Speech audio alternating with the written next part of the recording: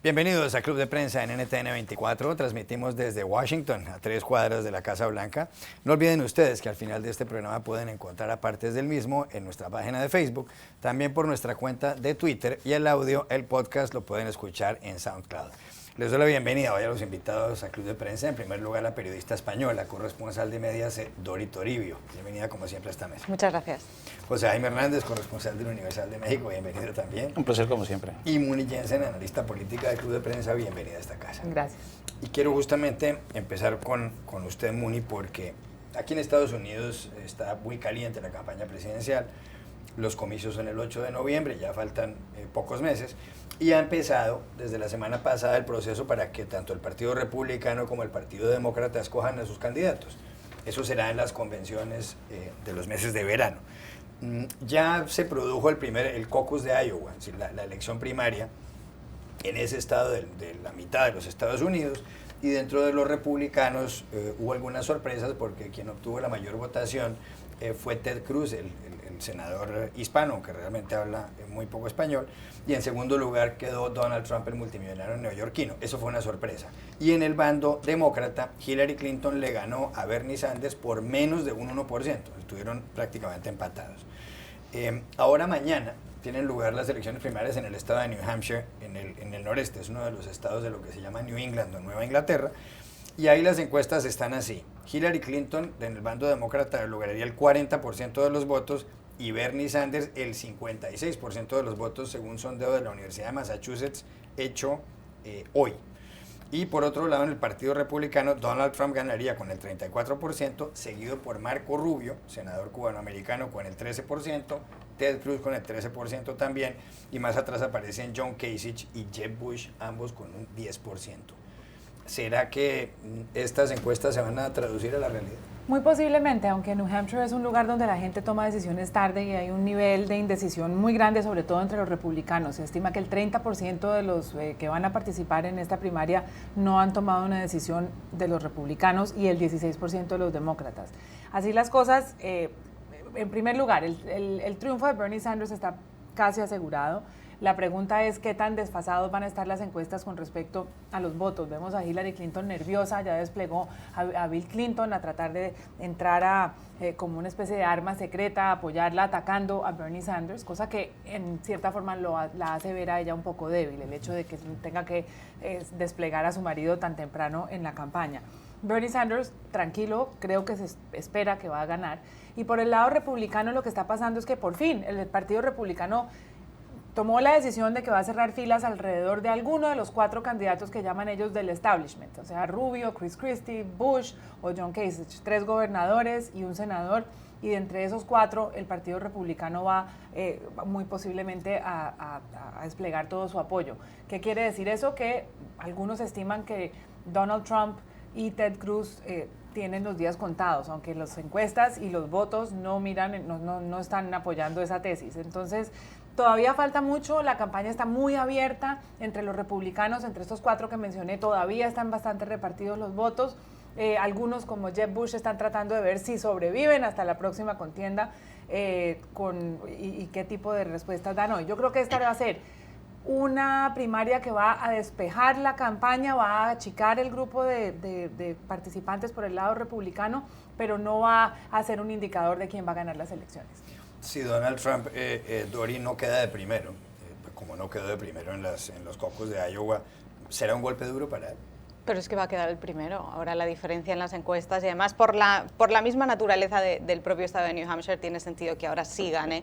Tiene casi 20 puntos, 34% según la última encuesta y 13 Rubio y Cruz por detrás. Es decir, parece muy difícil que ahora no ganara. Si no ganara, efectivamente sí sería la muerte porque ya ocurrió lo de Iowa. Lo que pasa es que ahora el foco está más puesto en Marco Rubio. Yo no acabo de entender por qué todo este momentum que se dice de Marco Rubio, porque quedó el tercero en Iowa. A veces me pregunto si somos los propios medios de comunicación los que hacemos crecer a veces la burbuja, porque no ganó Iowa, ni siquiera quedó el segundo. Trump, eso no fue. Quedó mucho mejor de lo que se esperaba, se quedó solamente a un punto de Trump, y como Iowa siempre es un juego de expectativas, pues quien lo hace mejor de lo que uno lo espera, de repente parece el ganador simbólico o virtual de Iowa, pero de repente ensalzamos a alguien porque queda el tercero, como es el caso de Marco Rubio, y de repente los medios hablan del momentum de Marco Rubio, puede hacerse con la nominación, y ahora por un debate, un sábado por la noche, el último debate republicano en New Hampshire, donde hizo muy bien la segunda parte del debate, pero cometió bastantes errores y bastante graves, por cierto, en la primera parte. De repente ya es la muerte de Marco Rubio también, y ahora ya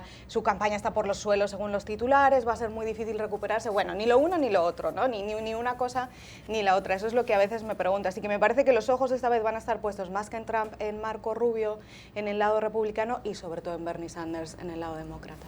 ¿Qué puede pasar si se traduce la realidad, el resultado de las encuestas con respecto a los demócratas? Porque en Iowa Hillary Clinton le ganó por menos de un 1% a Bernie Sanders, un senador de 74 años del estado de Vermont, también en New England, en Nueva Inglaterra, un hombre que además aparece despeinado en todas las comparecencias públicas y demás. Pero si ahí estuvieron prácticamente empatados, y aquí en New Hampshire el señor Sanders logra conseguir el 56% de los votos, como dice este sondeo, y Hillary Clinton se queda en el 40%, ¿qué pasaría con la ex primera dama, ex secretaria de Estado y ex senadora? Yo creo que de hecho ya está pasando. Lo que decía Moni, yo creo que es muy interesante. El hecho de que la campaña de Hillary Clinton haya decidido sacar a Bill a la campaña en esta fase demuestra el grado de frustración y nerviosismo que hay en la campaña de Hillary Clinton. Y a mí me llama mucho la atención que un político como Bill Clinton, con toda esta aura de expresidente que le acompaña, con todo este poder, con toda esta habilidad, porque es un político muy hábil, le esté desplegando para tratar de darle golpes bajos a Bernie Sanders, un anciano de 74 años que los jóvenes ven como un anciano venerable y que además lo respetan precisamente porque es un hombre honesto en el que confían. Que Bill Clinton salga y le dé una patada en la entrepierna a Bernie Sanders acusándolo de ser deshonesto, hipócrita, yo creo que te dice mucho del grado de nerviosismo que hay en la campaña de Clinton. Yo no estoy muy seguro que esta estrategia les vaya a funcionar, porque ya podrá venir Clinton, Bill o Hillary, pero yo dudo mucho que los jóvenes le retiren su apoyo a Bernie Sanders, y sobre todo los independientes. Hay que tener en cuenta que New Hampshire es un estado en el que manda y mucho el voto de los independientes, y yo creo que Sanders tiene la victoria en el voto. Ahora, hay una parte del discurso de Bill Clinton que yo creo que es la que finalmente va a conseguir la campaña Clinton colocar a Bernie Sanders contra las cuerdas, y es el famoso reclamo de que puede impulsar una revolución política. Bernie Sanders, ese es su grito de batalla de campaña.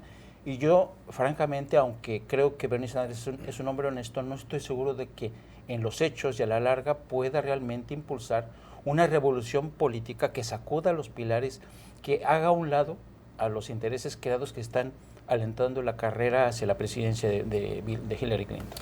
Muni Jensen, ¿por qué Sanders tiene tanta acogida? Es un hombre, uno va a las universidades aquí en Estados Unidos y en los computadores, en los ordenadores de los jóvenes, lo que hay son calcomanías o pegatinas, como dicen en España, de Sanders. En los automóviles de la gente menor de 25, de 30 años, se ve Sanders por todos lados. Y repito, es un hombre que aparece, tiene 74 años, es un hombre ya mayor, lleva muchos años en el Senado. Insisto, es un hombre que aparece sin peinarse, que en muchas ocasiones parece despistado. Cuando le preguntan, le dicen, usted dijo esto, él contrapregunta diciendo, yo alguna vez dije eso, no, yo no me acuerdo. ¿Por qué un hombre como Sanders tiene contra las cuerdas a Hillary Clinton, una persona tan sumamente preparada, aunque cuestionada, entre otras cosas, por los respaldos económicos que ha recibido de la Fundación Clinton? La mejor respuesta a esto la leí en el Washington Post el viernes, donde una columnista millennial, también una mujer joven, explica cuál es el atractivo de Sanders, que yo francamente me cuesta trabajo verlo. En primer lugar, dice que así como es miedoso para las personas mayores, el socialismo para los jóvenes es algo como cool y deseable, que les recuerda más a los muebles de Ikea o a la chica del tatú, la película sueca, o a las novelas suecas, que a la Guerra Fría y a todo aquello que es amenazante sobre el socialismo. Entonces, el hecho de que él sea socialista para los jóvenes es un atractivo y algo realmente novedoso, y para una generación que ha sufrido consecuencias de la crisis económica, que no encuentra empleo y que no tiene posibilidades de superar a sus padres en condiciones económicas, el socialismo está bien. Y lo segundo, porque contrasta mucho la autenticidad de Sanders con aquella como imagen ficticia de Hillary Clinton. Y que el hecho de que él justamente salga despeinado y no listo para las cámaras y pueda hablar de revoluciones y con un discurso muy idealista es lo que tiene mucha resonancia entre una población joven y descontenta y un poco despistada. ¿Coincide con Muni Jensen en ese análisis? Sí, yo estaba leyendo mucho en las redes sociales por qué los jóvenes admiran tantísimo a Bernie Sanders. Yo en algunas partes me puedo identificar, por ejemplo, viéndolo el sábado en Saturday Night Live, es un hombre que cae bien, que resulta tremendamente auténtico, y esta es la parte que le faltaría a Hillary Clinton, incluso en este momento me parece que a los Clinton, ¿no? La parte de la autenticidad y la honestidad. A los jóvenes les gusta mucho. Después también hay muchos jóvenes que se sienten muy atraídos al hecho de que no tenga super PACs, que esté haciendo una campaña tan limpia en ese sentido, que su recaudación fundamental, como él repite hasta la saciedad, es del donante individual, de una media de $27 por cada donante, y que así, con miles de personas, es como ha conseguido igualar la recaudación de Hillary Clinton sin estas estructuras gigantescas que a veces son un poco oscuras porque uno no sabe de dónde llega el dinero. Y la tercera parte es porque, precisamente por esa honestidad personal, él está haciendo una campaña muy limpia también desde el sentido de que no acude a las campañas negativas, no ataca a Hillary Clinton en los puntos más débiles como puede ser, no insiste en una investigación del FBI o no ha querido entrar tampoco en los trapos sucios de las infidelidades de su marido, es decir, se mantiene muy leal en este sentido. Y eso también a los jóvenes les gusta mucho, pero yo he llegado a una conclusión ya en este punto, y es que cualquier persona que se hubiera presentado con una carrera sólida, con experiencia y un buen político frente a Hillary Clinton hubiera conseguido estar en este punto donde está, si hubiera sido Joe Biden o si hubiera sido Elizabeth Warren, porque hay mucha gente que no quiere otra vez a los Clinton en la Casa Blanca y que no le gusta esta actitud de Hillary Clinton de ser casi coronada como la nominada demócrata en lugar de pelear de verdad. Yo coincido. Yo creo que lo que ha puesto de relieve Bernie Sanders es que por lo menos los millennials y un amplio sector de los independientes están hartos del cinismo de la clase política, y por eso no les importa que Bernie Sanders sea un abuelito zapatón que maneja un Chevy de hace 4 años o 5 años, que es austero, pero que les habla, como diríamos en México, con la neta del planeta. Les dice la verdad. Dicen, oigan, chavos, ustedes, ¿qué prefieren? ¿A un candidato que está conectado con los intereses creados de Wall Street que han causado este desastre? ¿O quieren de nueva cuenta recuperar a su país? Es el mismo atractivo de Pepe Mujica, un poco en Uruguay, que es una especie de autenticidad de una persona mayor. Yo creo que ahí está la clave. Sanders es el Pepe Mujica de los Estados Unidos. Podría decirse. Posiblemente. Está bien. Ya regresamos al Club de Prensa. Volvemos al Club de Prensa en NTN 24 desde Washington. José Jaime, el Papa Francisco va a su país el próximo 12 de febrero. Va a visitar la Basílica de Guadalupe, va a ir al estado de Michoacán, un estado muy peligroso. Va a estar incluso cerca de la frontera de México con los Estados Unidos.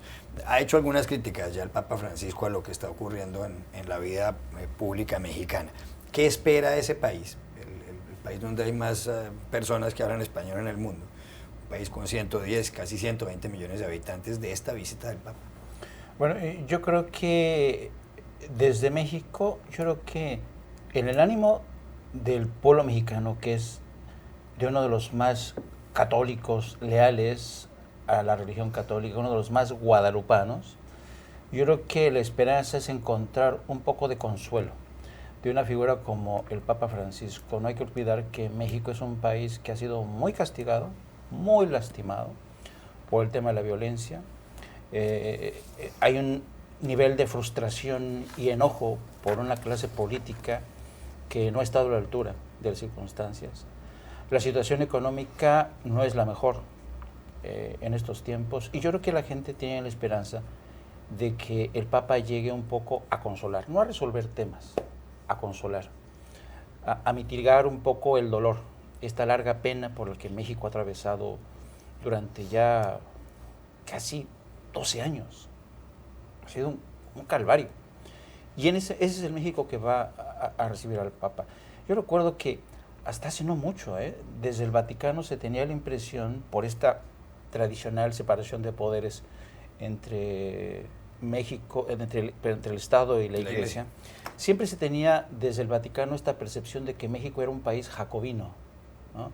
En el que y yo me acuerdo que yo cuando cubrí una gira papal con Juan Pablo II, Yo me acuerdo que el titular de los periódicos italianos era "El Papa llega al México jacobino", ¿no? Y el Papa iba un poco con este recelo, vamos a ver cómo nos reciben en México. Y cuando llegó el Papa, resulta que no era nada jacobino México. Eran unos pueblos más fervientes, más entregados a la Iglesia Católica. Yo no sé si eso es bueno o es malo, pero bueno, es una realidad. De tal suerte que el Papa va a hacer un recorrido para un poco tratar de limpiar y sanar las heridas abiertas que están en un estado como Michoacán, que ha sido muy castigado por la violencia de los grupos de autodefensa. Va a la frontera a una ciudad como Juárez, una ciudad que hasta ahora sigue recordada por muchas mujeres asesinadas. Las mujeres asesinadas. Y va a ser un recorrido por el Estado de México, un municipio que se llama Ecatepec, que tiene ahora mismo uno de los mayores índices de violencia porque ha habido el florecimiento del narcomenudeo y el tema de la violencia. Así es que el Papa va a un país muy lastimado.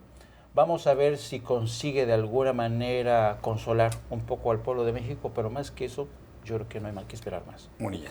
Esa visita tiene dos caras. Una es el Papa con respecto al pueblo mexicano, que lo ha explicado muy bien Jaime, y es un pueblo 80% católico que tiene unas profundas raíces con la Virgen de Guadalupe y que están necesitados y sedientos de consuelo y de algún tipo de esperanza. Y el otro es el Papa con respecto al poder, en un país que hasta 1994 no tenía relaciones diplomáticas con el Vaticano y donde el Papa siempre llega a tallar. A cada visita que hace, estuvo en Sicilia, criticó la mafia, en Lampedusa criticó la intolerancia contra los inmigrantes, y es muy posible que aquí, y ya lo ha hecho, afronte temas sensibles para el gobierno como la corrupción, el manejo de la violencia, los derechos humanos, y crea para Enrique Peña Nieto una situación un poco ambigua. Por un lado, siempre es bueno tomarse foto con el Papa, y es algo que le va a elevar a él su perfil público en un tono muy bonito y muy lleno de fervor popular. Y por otro lado, también quizás subraya aquellas debilidades del gobierno que él no quiere en este momento sacar a la luz. Es un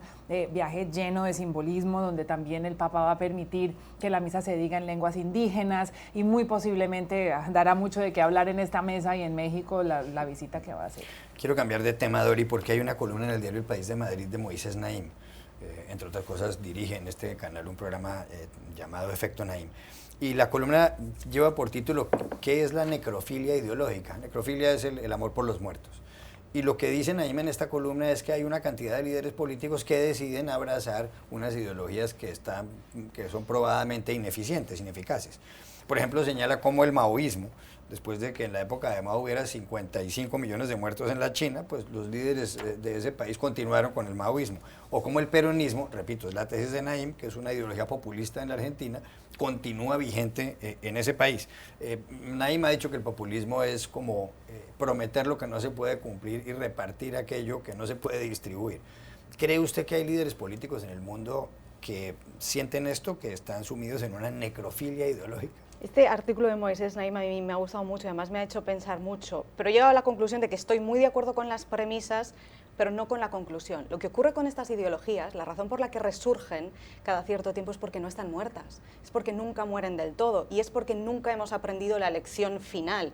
Y como la historia es pendular y todo siempre vuelve y la historia siempre va por ciclos, cuando las ideologías no mueren del todo porque todavía no se ha aprendido, el pueblo y los propios políticos no hemos aprendido la lección que deja esa ideología, entonces se vuelve a repetir. Y esto es lo mismo que pasa en la vida, porque Moisés en el artículo cita ejemplos de lo que nos pasa a todos los seres humanos cuando perdemos trabajos o cuando perdemos parejas. Es que de fondo siempre hay un trauma y mientras no tengamos ese trauma superado, la lección se va repitiendo una y otra vez, la vida nos va dando la misma lección una y otra vez hasta que aprendemos esa lección y conseguimos superar esa etapa y pasamos a lo siguiente. Pues eso es lo que pasa con los populismos. Los populismos no aparecen de la nada, aparecen cuando hay un trauma en el pueblo o en el país, cuando la situación es mala. Veamos el ejemplo aquí de Donald Trump. Donald Trump no aparece de la nada, él recoge un sentir popular de decepción, de desencanto con Washington, algunos con Obama, otros con toda la clase política en general, y es así como surge el populismo en este caso. Yo creo que es así como surge en la mayoría de países en un momento muy concreto, porque la historia es pendular y siempre la conclusión para mí es la misma, y es que los seres humanos nos falta por aprender esa lección, y mientras no la aprendamos, esa ideología seguirá viva. Jaime Hernández. A mí me resultó muy interesante la propuesta de Naim porque yo creo que desafortunadamente, sobre todo en América Latina, seguimos padeciendo de estos personajes, de estos fenómenos, los mesías. La reaparición de los mesías que ya pueden llamarse Hugo Chávez o alguien quiere tomar el relevo de mala manera, como el señor Maduro. En fin, el fenómeno de los mesías yo creo que tiene que ver, uno, con lo que estaba diciendo Dori, un poco el contexto, ¿no? Y desafortunadamente en América Latina vivimos una realidad donde la patrimonialización del poder sigue estando ahí. Es decir, el poder entendido como muchos de los actuales dirigentes en América Latina siguen considerando el poder y siguen gestionando un país como si se tratara de una hacienda. Y en ese contexto y bajo esa lógica es que florecen estos mesías que ofrecen, en nombre de ese Estado que es de todos los ciudadanos, pero que ellos administran, ofrecen soluciones. Yo creo que también tiene que ver un poco con este sueño inacabado o irrealizable de América Latina, de alguna manera hacer realidad el llamado estado del bienestar, ¿no? Que vimos florecer en Europa, en Alemania, en España, que ahora está dando tumbos, y que creímos que el estado del bienestar lo iban a gestionar hombres de Estado, estadistas, pero no. Quienes llegaron fueron sátrapas que consideraron el país como un rancho particular, y de esa manera convencieron a la gente de que solamente podían tener el derecho a una vida digna, a la salud, a la educación, pero siempre y cuando guardándoles una lealtad a esos mesías. 30 segundos, Muniñez. Yo creo que no, los líderes, la gente de las poblaciones siempre buscan los líderes, y lo que cambia es quizás las herramientas. Ahora hay más herramientas tecnológicas, quizás hay líderes nuevos con ideas viejas, como es el caso de Pablo Iglesias, líderes viejos con ideas novedosas para este país, como es el caso de Bernie Sanders. Pero no es solo en América Latina, porque está otra vez Sarkozy por ahí, partes. Porque estamos hablando de un Bush y un Clinton en Estados Unidos. El liderazgo ojalá fuera pendular, es más bien circular. Yo creo que una buena solución sería encontrar una vacuna, pero efectiva, a favor del ateísmo político. Ya regresamos al Club de Prensa. Volvemos al Club de Prensa en NTN 24 para despedirnos porque se acabó el tiempo. Gracias, Dori Toribio, por haber estado aquí, José Jaime Hernández y Muni Jensen, y a ustedes los espero mañana nuevamente en Club de Prensa.